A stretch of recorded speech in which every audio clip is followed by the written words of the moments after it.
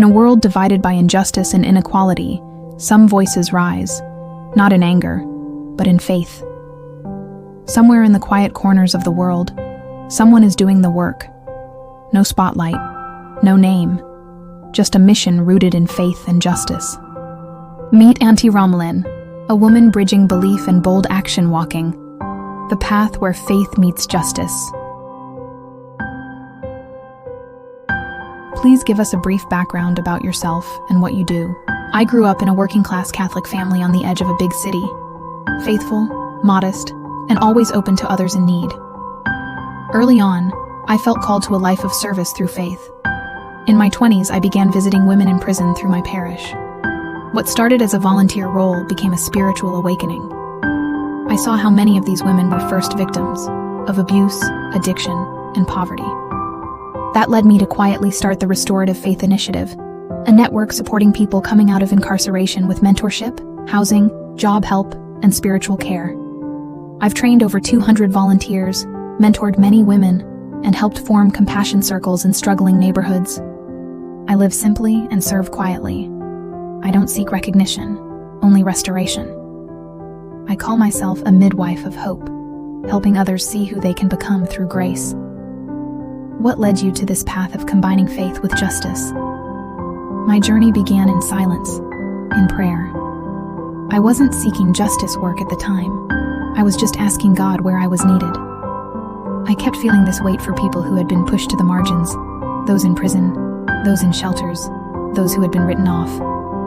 That when it became clear, faith wasn't just about worship in a sanctuary. It was about walking with people in the wilderness. Justice isn't a political concept to me. It's a spiritual discipline. Faith without action is hollow, and action without love isn't justice. Tell us more about the Restorative Faith Initiative. The Restorative Faith Initiative, or RFI, began very simply. It was just me, a few volunteers, and a Bible study inside a local jail. Over time, we realized people needed more than prayer. They needed a plan. So we expanded. Mentorship for people leaving incarceration, small compassion circles in neighborhoods dealing with food insecurity, youth mentoring. We operate quietly, through relationship and trust. No big funding, no headlines, just consistent, faithful presence. Our goal is to reflect the dignity of Christ in every life we touch.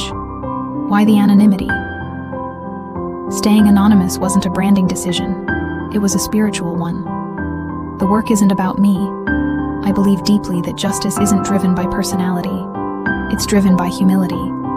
When people start recognizing your face more than your mission, it can distort the calling. By staying behind the scenes, I keep the focus on the people we serve, their growth, their healing, their voices. I'm just one pair of hands in something much bigger than myself. What sustains you in difficult seasons? There are seasons when the weight feels heavy, when someone relapses or when a young person loses hope. But what grounds me is prayer. I carve out time each day for silence with God, and I journal, sometimes just a single line, still here. I also hold on to the small victories, like when someone we mentored finds stable housing, or when a former inmate writes a poem about freedom. These moments remind me that transformation is possible, even if it's slow. God is always at work, even when we don't see it. What is your message to those who want to serve but don't know how?